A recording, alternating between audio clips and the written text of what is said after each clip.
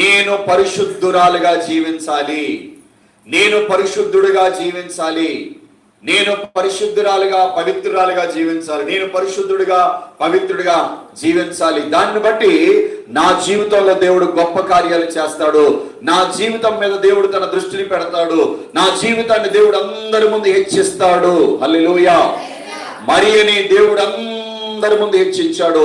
ప్రపంచంలో ఏ స్త్రీకి లేని ధన్యత మరియకి, కన్య అయిన మరియకి దేవుడు ఇచ్చాడండి. తన పవిత్రత కారణం. ఏంటిది కారణం? తన పవిత్రత, తన పరిశుద్ధత కారణం.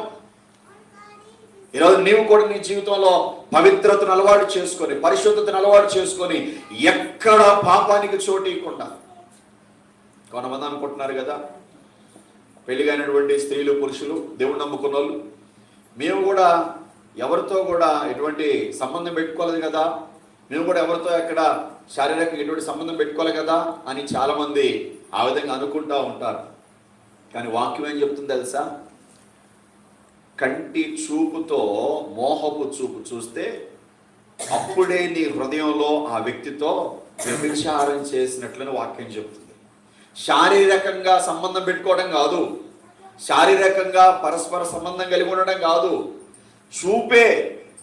ఈ చూపు అనేదే మోహపు చూపుగా ఉన్నప్పుడు, ఒక స్త్రీని చూసి ఒక పురుషుని చూసి హృదయంలో చెడు ఆలోచన కలిగినప్పుడు వెంటనే ఆ వ్యక్తితో నువ్వు అక్కడే నీ హృదయంలో వ్యభిచారం చేసినట్లనే వాక్యం చెప్తుంది. అక్కడే నీ పవిత్రతను కోల్పోయినట్లు, అక్కడే నీ పరిశుద్ధతను కోల్పోయినట్లు.